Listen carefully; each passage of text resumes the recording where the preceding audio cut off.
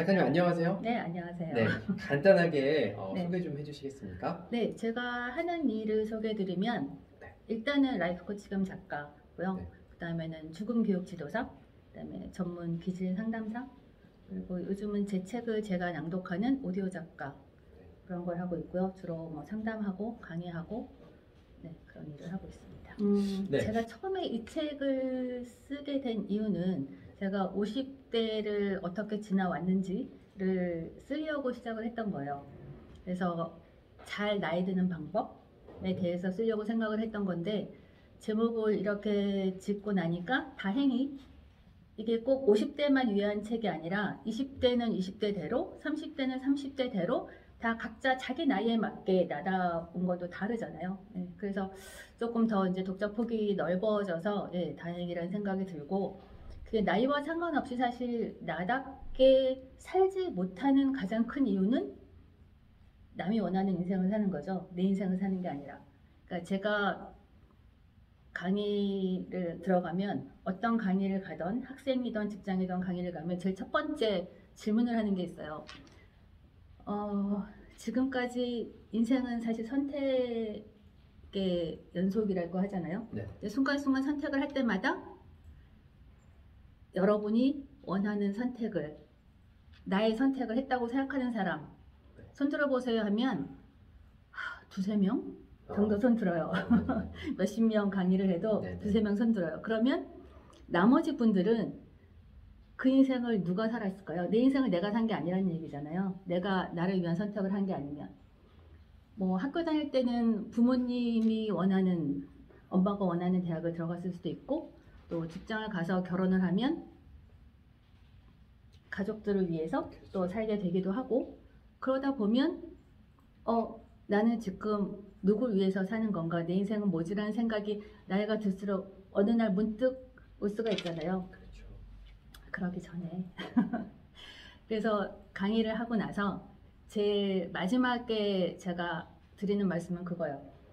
앞으로는 어떤 순간이 오던 매번 선택의 순간이 오면 한 번 더 생각하세요. 이게 정말 내가 원하는 건지 한 번 더 생각하세요 라고 얘기를 하고 강의를 끝내는데, 그런 것 같아요. 나답게라는 것도 내가 누군지 알아야 되고, 내가 뭘 원하는지 알아야 되고, 그래서 그런 거에 대해서 충분히 평소에도 생각을 하시면 좀 더 나답게 살기가 좋지 않을까라는 생각이 들고, 제가 요즘 이제 관심이 있는 게 나이듦과 죽음이거든요. 네네. 그래서 잘 나이 들고 어떻게 하면 잘 나이 들고 잘 죽을까. 근데 죽는 순간에 정말 그런 생각이 들 것 같아요. 잘 죽는다는 것, 후회가 없는 인생을 살았어야지 내가 잘 죽는다고 생각하는데, 그 후회가 없는 인생이라는 건 엄마를 위해서 좋은 대학을 가고, 뭐 가족들을 먹여 살리자고 내가 하기 싫은 일을 계속하고, 그러면 아주 많은 후회가 남아요. 때문에라고 핑계를 많이 대요. 그렇지. 네. 네. 어떤 강의 가면 제가 이런 말씀을 드리면 이제 질문하시는 분이 있어요. 네. 그러면 그렇게 하기 위해서 뭐가 필요할까요? 물론 용기가 필요해요. 용기도 필요하고 준비도 필요해요. 이제 제가 이제 은퇴 준비하시는 분들의 코칭을 하거나, 은퇴하시는 분들이 뭐 제2의 인생을 어떻게 살아야 될까요? 나머지를 내가 어떻게 하면 원하는 인생을 살 수 있을까요?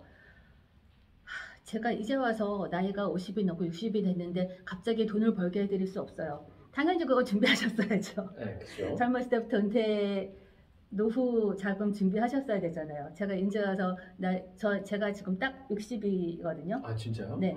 근데 60이 돼서 갑자기 돈을 벌게 해드릴게요. 이거 사기꾼이잖아요. 그렇게 할 수는 없어요. 젊었을 때부터 그거 관리하셨어야 되고, 건강 물론 관리하셔야 돼요. 네, 저 지금도 뭐 운동 일주일에 2번 이상 운동하고 뭐 하는데, 건강 관리 하셔야죠. 당연한 거잖아요. 자산 관리, 운동하는 거 당연히 관리하셨어야 되고, 그건 당연한 얘기예요. 지금 팁이니까. 제가 살아온 세상에서는 제 맘대로 하는 게 굉장히 사실 욕을 많이 어려운 세상이었어요. 그리고 여자기 때문에 저희 때는 여자라는 한계가 굉장히 많았죠. 여자가 그러면 돼, 여자니까 뭐 이래야 돼, 이런 게 고정관념이 되게 많았는데 지금 40대만 하더라도 굉장히 많이 바뀐 세상이에요. 그러니까 지금 40대 후배들 얘기는 언니는 참 살기 힘들었겠다. 나는 지금 좀 늦게 태어나서 이렇게 자유롭게 뭐 결혼은 안 하고도 내 일하고 즐기고 살 수 있지만 언니는 힘들었겠다라고 얘기하는 그 친구들이 중에서 있어요. 좀 몇 가지 재밌었던 사례 좀 한번. 코칭에 대해서 네. 다시 개념을 잡아드리면요. 네. 그 스포츠 코치들, 감독님들 하시는 거는 그 운동을 가르쳐 주는 네네. 역할이고 훈련을 시켜주는 역할이고 코칭이라는 전문 분야는 조언을 하거나 제가 어떤 답을 주지 않고요. 코칭의 전제 조건은 뭐냐면 모든 사람은 다 무궁무진한 잠재력을 가지고 있고 내 안에 답을 갖고 있어서 코치는 질문을 하는 사람이에요. 그래서 스스로 답을 찾을 수 있게 해주는 서포터 역할의 코치라서 제가 라이프 코치지만 제가 아무리 지금 대표님보다 제가 많이 살았다고 해서 대표님한테 대표님의 인생을 코칭할 수는 없어요. 아, 네. 가르쳐 줄 수 없어요. 네. 아, 근데 네. 저는 질문을 할 수 있어요. 아, 예, 예. 예, 이게 어떤 걸 하고 싶은지, 이게 정말 네가 가고 싶은 길인지, 아니면 이게 당신한테 어떤 의미가 있는지 성찰을 스스로 성찰을 할 수 있게 도와드릴 수 있어요. 그렇게 하는 역할이 코치예요. 네, 그러면 드라마틱하다고 하면 좀 그렇지만 네. 이제 제가 지금 관심이 있는 거는 또 죽음이에요. 아, 네네. 네, 아시겠지만 죽음학 강의를 하고 있는데 그래서 지금 쓰고 있는 책은 죽음에 대한 책을 쓰고 있어서 네. 내용이 사실 다 죽음과 애도, 상실, 애도, 비탄에 대한 책을 쓰고 있는데 네. 아마 제가 코치가 되고 나서 코칭 상담 실습을 해야 돼요. 그러니까 코치 자격증 시험을 보기 전에 상담을 한 100시간을 해야지 시험을 볼 자격이 생겨요. 네네네. 그래서 할 때 어떤 친구가 찾아왔어요. 갑자기. 그냥 우연히 만나서 인사를 한 친구인데 갑자기 전화를 하고 찾아와서 꼭 오늘 상담을 해야 된다고. 그래서 이제 찾아왔었는데 그 친구는 뭐 여러 가지 개인적인 사정을 다 설명드리기는 힘들지만 여러 가지 이유로 뭐 여자친구와의 사정도 있었고 뭐 가정 문제도 있었고 그래서 죽고 싶다는 말을 입에 달고 사는 친구였어요. 되게 능력이 있음에도 불구하고 일을 잘하고 있음에도 불구하고 뭐 안 되면 죽어버리면 되지 뭐 라는 말을 입에 달고 살았었어요. 나이가 그때 30대 한 후반쯤 됐던 것 같아요. 어쨌든 그 친구를 몇 번 이제 상담을 하고 나서 농담이라도 죽겠다는 말. 이게 저희가 그런 말 되게 많이 쓰잖아요. 배고파 죽겠어, 힘들어 죽겠어, 뭐 이래저래 뭐 죽겠어란 말은 이렇게 입에 달고 있잖아요. 그냥 힘들다는 말을 그냥 죽겠어라고 하기도 하고. 근데 저는 그 말조차 되게 싫어하거든요. 죽겠다는 말을. 너 그러다 안 죽어, 막 이렇게. 어쨌든 그래서 우리가 삶의 의미를 조금 더 중요하게 생각을 해야 되고 일단 태어났으면 저는 잘 살아야 된다는 책임감이 굉장히 강한 사람이라서 그래서 저는 자살 반대자라서 그래서 저하고 상담한 이후로 어쨌든 농담이라도 이래 죽겠어 저래 죽겠어라는 말을 안 하게 됐다는 것. 네네. 그게 초반에 굉장히 기억에 남는 사람이었어요. 죽음을 생각한다는 건 그냥 오늘 잘 사는 거예요. 네네. 그래서 하루하루 잘 살아서 내 인생이 의미 있게 다 채워지면 죽을 때 별 후회 없이 잘 죽을 수 있겠죠. 네. 그래서 제 그 인생 리셋 프로그램이라고 죽음학 강의를 하는데 제가 이렇게 달고 있는 그 표 같은 게 그거예요. 당신의 오늘을 의미 있는 날로 만들어 드립니다. 라고 제가 말씀을 드리는데 그러니까 매 순간순간을 되게 소중하게 생각하고 열심히 잘 살면 제일 마지막 순간에 나 이제 그냥 가는구나 라고 편하게 죽을 수 있기를 저도 바라고 모든 사람들이 그렇게 바라지 않을까. 제가 수업 시간에 하는 질문 중에 그런 게 있어요. 그러니까 당신의 인생이 지금 30일 남았다면 뭘 하고 싶으신지 아니면 그러면 죽음학의 전제 중에 또 그런 것도 있어요. 오늘이 마지막 날이라면 누구와 뭘 하고 싶은지. 근데 그 30일 남았다면 뭘 하고 싶으신가 뭐 이런 질문을 하면 굉장히 다양한 답이 나오는데 그 중에 제일 많은 답은 그거예요. 뭐 자연을 조금 더 이렇게 많이 보고 느끼고 싶다거나 조금 전에 말씀하신 것처럼 이렇게 찬란한 벚꽃을 좀 더 볼 걸 그랬다. 뭐 자연을 좀 더 여유 있게 보고 싶다는 거죠. 그러거나 아니면 뭐 정말 사랑하는 사람과 어디 여행을 가고 싶다거나 또 맛있는 걸 먹고 싶다거나 그런 것들이 되게 많아요. 그래서 어떤 호스피스에서 이렇게 조사를 해서 통계를 낸 거 보면 그런 것들이 있어요. 가족들하고 더 많은 시간을 보내고 친구들한테 더 연락을 했다고 하고 싶다거나 그리고 또 거기 뭐가 있냐면 너무 열심히 일을 했다는 것도 있어요. 그렇죠. 그리고 내 감정을 좀 더 표현할 걸 그랬다. 아하. 네, 그것도 한국 사람들의 또 특징 중에 하나인데 굉장히 많이 참잖아요. 그리고 그렇게 참는 게 미덕이라고 생각하고 그렇게 어렸을 때 교육을 받아왔고 남자분들은 더 그렇게 교육을 받아왔죠.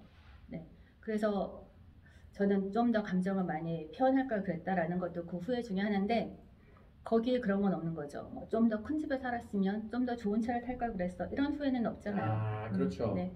그래서 그 결론은 뭐냐면 아까 말씀드린 것처럼 잘 죽기 위해서는 오늘 잘 살아야 하는 것처럼 거기에 있는 것, 뭐 자연을 조금 더 느끼고 싶고 친구들한테 연락을 하고 싶고 가족들한테 더 사랑한다고 표현을 하고 싶고 왜 그걸 죽기 전에 한 달 남았을 때 가서 그걸 하냐는 거예요. 지금 다 할 수 있는 건데 아, 그렇죠. 그 중에 어려운 거 있나요? 아, 나한테 제일 중요한 사람들한테 잘해야 되는 거고 제일 나쁜 게 그거죠. 바깥에서 되게 좋은 사람인 척 하는데 집에 가면 정작 소중한 사람들한테 잘 못하는 사람도 있잖아요. 아, 그렇죠. 맞아요. 소중한 사람한테 잘 해야 되고 그런 게 쌓이면 내 인생이 조금 더 보람차지고 죽을 때 후회가 없고 사실은 굉장히 쉬운 것 같아요. 그러면 잘 죽을 수 있겠죠. 그런데 그런 거를 미루지 말고 다 오늘도 할 수 있는 거, 내일도 할 수 있는 거, 지금 당장 할 수 있는 거 그걸 그냥 지금 하시라는 제가 거죠. 드리고 싶은 말씀은 평소에 하시면 좋겠다는 거죠. 그러니까 혹시 막 제가 될수 있으니. 좋아하는 책 제목 중에 그게 하나가 있어요. 사랑하는 사람과 저녁 식탁에서 죽음을 이야기합시다 라는 책이 있는데 아까 말씀하신 것처럼 우리나라 사람들은 죽음을 얘기하는 걸 굉장히 터부시하잖아요. 재수없다고 생각하고 그거는 아니라는 거죠. 그러니까 평소에 나의 죽음에 대해서도 그렇고 부모님들의 죽음에 대해서도 편하게 터놓고 얘기를 할 수 있어야 스스로 준비할 수 있고 조금 더 편안하게 죽음을 맞이할 수도 있고 그래서 제가 얼마 전에 예능 프로그램을 봤는데 어떤 40대 딸하고 70대 아버지가 데이트를 하는 내용이었어요. 근데 아버지가 이제 연세가 드셨으니까 80이 다 되셨던 것 같아요. 내가 죽으면 이라는 말을 꺼내자마자 그 딸이 화들짝 막 화를 내면서 왜 그런 소리야? 아빠 왜 그런 소리 하세요? 그런 생각하지도 마세요. 막 이러면서 말을 막았어요. 그래서 아버지가 무슨 말을 하려다가 못했는데 그러다가 물론 뭐 요즘은 정말 90살, 100살까지 잘 살 수 있지만 그러다가 어느 날 갑자기 아버지가 돌아가시면 그 일에 굉장히 후회가 될 거예요. 아 그때 아빠가 무슨 말씀을 하시려고 했을까? 나한테 무슨 하고 싶은 말이 있진 않았을까? 굉장히 후회되는 일이거든요. 그러니까 그걸 굉장히 뭐 아유 그런 얘기를 뭘 벌써부터 해 라고 생각하지 마시고 저는 보통 때도 그래서 저희 아들하고 가끔 얘기를 해요. 나 죽으면 어떻게 해라. 아들이 뭐라던가요?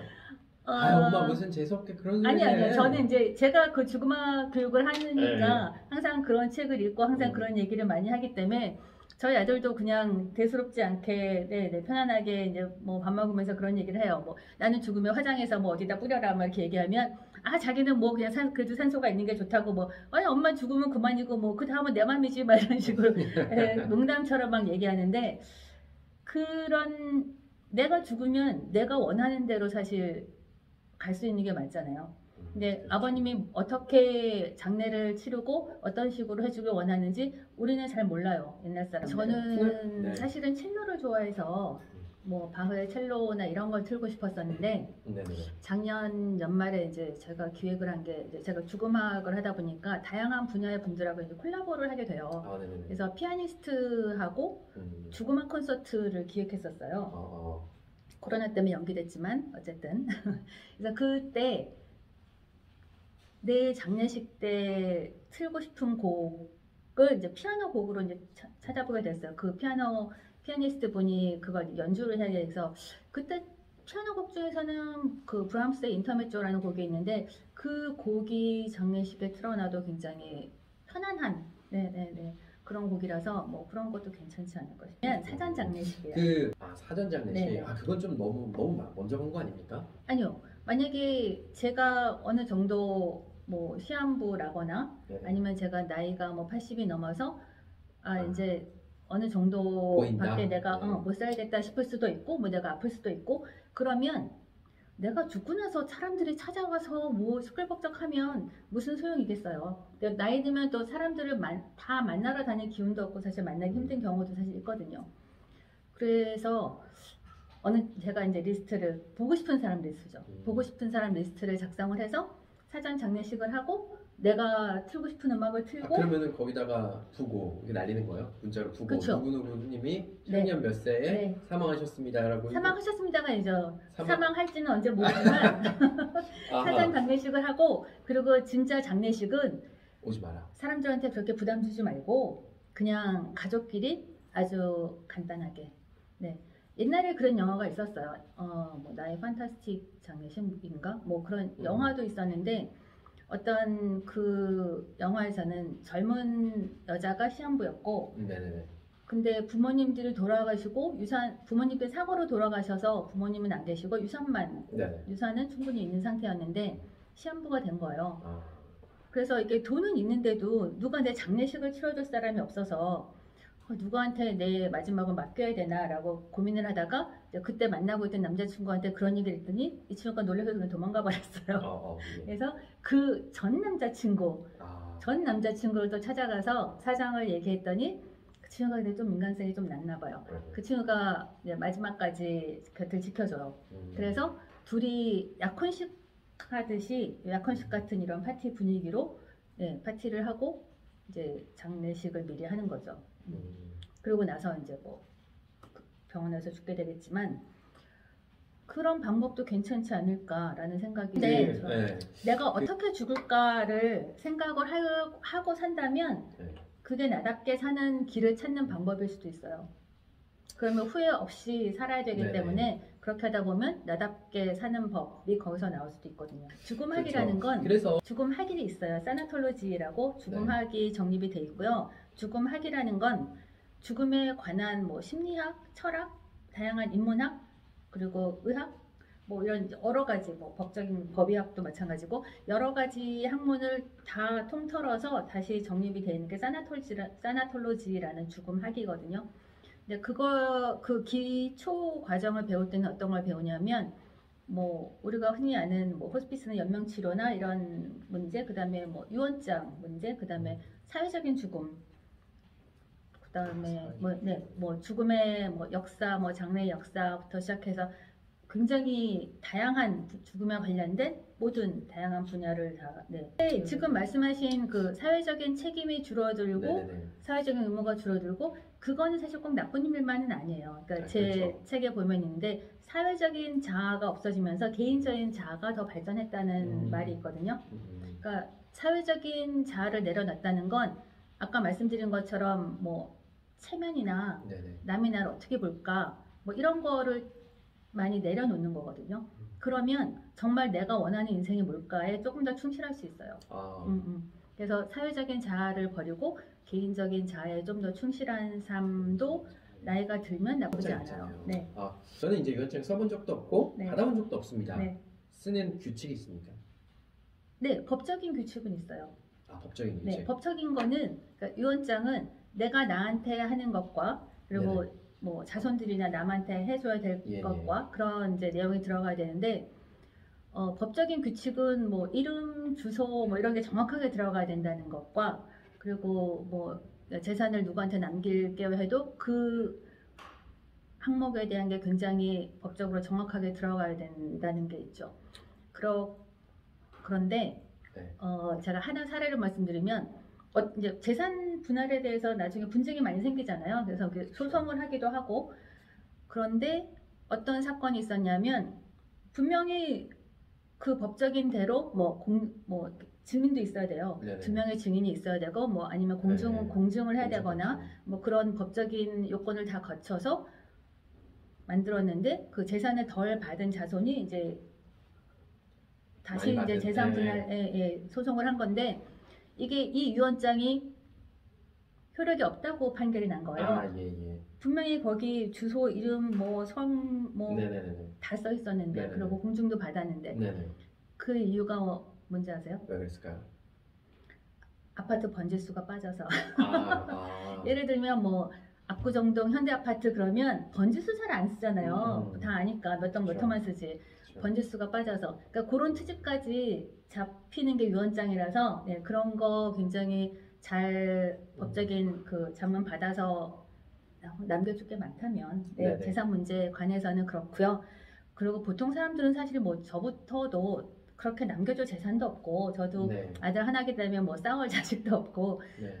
그러면 유언장의 중요한 건 뭐냐면 사실은 그러니까 유언장이라보다 그 유산이라는 것 자체가 사실 물질적인 게 다는 아닌 것 같아요. 아, 그렇죠. 그래서 그 어떤 요양원의 원장님께서 이제 강의할 때 말씀하시는 게 어떤 할머니는 굉장히 여유가 있어 보이는 부유한 할머니였는데 항상 이렇게 창가에서 창문을 내다보고 이렇게 누군가를 기다리는 듯하게 이렇게 창문을 내다보고 하루 종일 멍하니 계시고 어떤 할아버지는 낮에는 딸이 와서 점심 식사를 도와드리고 그리고 계속 이렇게 케어를 해주시고 딸이 가면 저녁에는 아들이 약간 이렇게 프라이드 같은 이런 그 약간 허름한 경차를 끌고 와서 또 저녁을 이렇게 수발을 해드리고 가고 그런 걸 보면서 진짜 뭐가 중요한 유산이고 뭐 유언장이 그렇게 중요할까 뭐 이런 생각을 해보게 됐어요.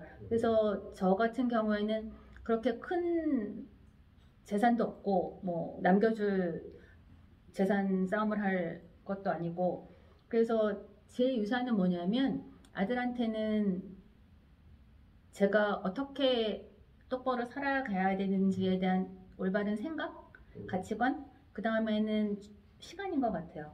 좋은 시간을 남겨주는 거. 그래서 1년에 한 번씩 아들하고 여행을 가요. 예, 그래서 좋네요.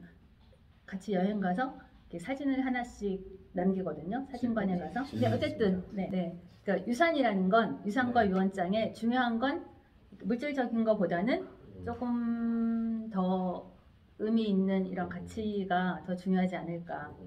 라는 생각이 그렇죠. 사실 듭니다. 뭐 유언장 진짜 쓰게 되면 그냥 변호사 찾아가시면 되고요. 저는 이제 좀 이 유언장에 뭐 이게 이제 죽음 교육 지도사로서 좀 꼭 썼으면 좋겠는 내용들이, 그러니까 법적인 재산적인 부분 말고 어떤 것들이 있는지가 조금 더 궁금하기는 합니다. 뭐 그러니까 그게 이제 나한테 스스로한테 하고 싶은 말 그리고 자식들한테 하고 싶은 말일 텐데. 이런 이제 물론 이제 제 지금 쓰고 있는 책에도 죽음에 대한 책을 쓰고 있다 보니까 유언장에 대한 내용이 있어요. 근데 그걸 쓰다 보면 결국은 다 똑같은 거예요. 자식들한테 하고 싶은 말, 뭐 사랑한다, 감사하다, 뭐 이런 거잖아요. 그렇죠. 지금 하세요. 지금 왜 유언장이라 쓰려고 하세요? 그냥 지금 하세요. 말로 표현하기 힘드시면 말로 하기 힘드시면 그냥 카드나 편지를 쓰는 것도 되게 좋은 방법이에요. 그러니까 제가 작년 가을이었던 것 같아요. 작년 가을에 제주도를 갔었는데 그 제주도 세화 해변에 혼자서 이제 몇 시간 이제 시간이 생겨서 혼자 하루를 이렇게 놀다 보니까 이렇게 눈에 띄는 카페가 있어서 그냥 예뻐서 들어갔는데 거기에 가니까 엽서를 보내주는 게 있더라고요. 뭐 1년 뒤에 보내드린다 뭐 이런 거였는데 거기에 좋은 점은 뭐냐면 1년 뒤가 아니라 그 1년 뒤에 내가 원하는 날짜에 엽서를 보내주는 거예요.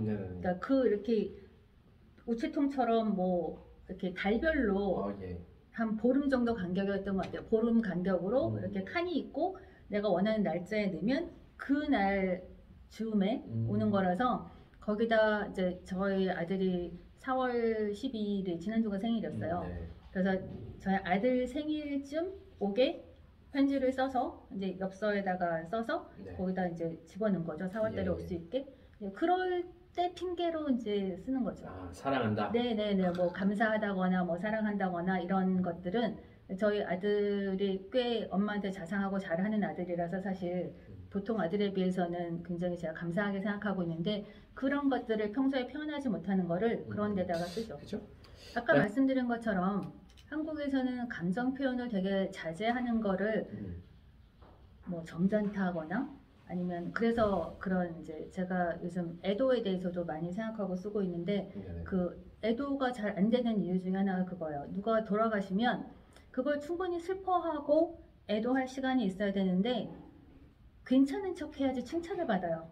너 되게 의젓하구나. 되게 잘 극복했구나. 뭐 이렇게 칭찬을 받다 보니까 애들은 이게 그렇죠. 잘하는 거구나 라고 생각하고 자꾸 슬퍼도 참는 거예요. 만약에 엄마가 돌아가셨는데 슬퍼하지 못해요.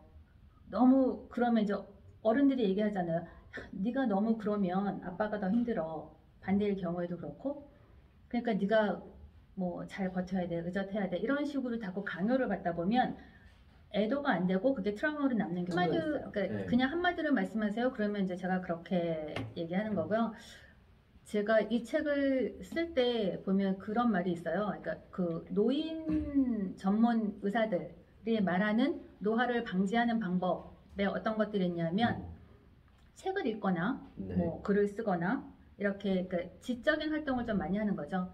아니면 뭐 노래와 춤이나 이런 거를 자기가 직접 하는 거, 그 다음에 손을 많이 쓰는 거, 뭐 그림을 그리거나 취미 활동을 하는 거, 그 다음에 또 운동하는 거 빠질 수 없죠. 운동하는 거. 근데 이제 제가 책을 쓸 때 그걸 제가 다 하고 있었던 거예요. 아시다시피 뭐 책을 좋아하니까 책을 많이 읽기도 하는 편이고 책을 쓰기도 하고 그리고 아까 그 여행 스케치 보셨겠지만 그림도 그리고 그 다음에 제가 플라멩코 하거든요. 그래서 이제 춤도 추고 네네 그리고 운동도 꾸준히 하는 편이고 그래서 이제 그걸 다 하고 있으니까 사람들이 너는 그걸 다 하고 있네? 그럼 그냥 그걸 쓰면 되겠네? 라고 얘기를 했었어요. 예. 이 말씀을 왜 드리냐면 내가 뭘 좋아하는지 끊임없이 자기 관리는 해야 되고요. 그러니까 그건 사실 뭐 나이와 상관없이 그렇게 해야 된다고 생각하지만 그렇게 남의 눈치 보지 말고 자기 관리도 해야 되고 그다음에 내가 좋아하는 거가 뭔지를 한번 잘 찾아보는 거 그리고 아까 말씀드린 것처럼 이렇게 뭐 물론 사회 관계에서 남한테 사랑받고 사랑하고 그런 정서적인 유대감 굉장히 중요한데 그것도 되게 중요하고요. 그와 그만큼 아니면 그보다 좀 더 중요한 건 내가 혼자 할 수 있는 지적 활동이 굉장히 중요해요. 그러니까 뭐 책을 읽고 음악을 듣고 나이가 들면 나가서 뛰어놀 수 없으니까 사실 집에서 혼자 책을 읽거나 음악을 듣거나 이런 활동들을 많이 하게 되는데 그게 젊었을 때부터 준비하지 않으면 어느 날 갑자기 되진 않아요. 내가 무슨 책을 읽어야 할지도 잘 모르고 내가 무슨 음악을 좋아하는지도 잘 모르고 사실 지금부터 많이 읽고 많이 듣고 해야지 내 취향이라는 것을 찾을 수 있거든요. 그래서 그런 준비들이 많이 필요한 남자분들이 은퇴하고 나서 출근할 데가 없어지면 뭘 해야 될지 몰라서 그 시간에 공황장애가 오시는 분들이 있어요. 그래요? 네, 그래서 일주일에 5번 골프만 치다가 쓰러지시는 분도 있고, 네, 혼자 할 수 있는 게 아무것도 없어요. 그러니까 너무 또 이게 임원이거나 직급이 높을수록 좀 더 심해요. 그러니까 비서들이 다 해주거나 아니면 뭐 집에서는 부인들이 다 해주거나 혼자 할 수 있는 게 없고 뭘 해야 될지 모르고 그래서 이렇게 공황장애가 오시는 분들이 있는데 여기서 또 하나의 포인트는 그래서 혼자 뭐든지 할 수 있어야 된다는 거예요. 그래서 은퇴하기 전에 혼자 할 수 있는 연습을 하세요. 혼자 뭐 대중교통도 타고 다니고 혼자 길 찾기 아니면 혼자 뭔가 음식을 만들어 먹기 부인이 음식을 해놓고 나가도 혼자서 밥을 안 차려 먹는 분들도 계세요. 은퇴하고 나서. 그러면 굉장히 살기 힘들어요. 어쨌든 그러면 남편이 혼자 할 수 있는 것들, 혼자 하는 연습. 네, 그게 굉장히 중요한 것 그래서 같아요. 오늘은 좀 잘 죽는 법, 하루하루 좀 소중하게 살아가는 법에 대해서 잠깐 이야기를 해봤고요. 여기 나이답게가 아니라 나답게 여기에 오늘 이제 못다 해본 내용들이 아마 작가님 생각에 많이 들어가 있을 거라고 생각이 나이가 듭니다. 들어서 좋은 점에 대해서도 많이 써있고요. 네, 어떻게 나이가 들어야 할지에 대해서도 써있습니다. 네, 여러분 참고해 주시면 좋을 것 같고요. 오늘 인터뷰는 이쯤에서 마치도록 하겠습니다. 작가님 감사합니다. 감사합니다. 여기까지 하겠습니다. 감사합니다.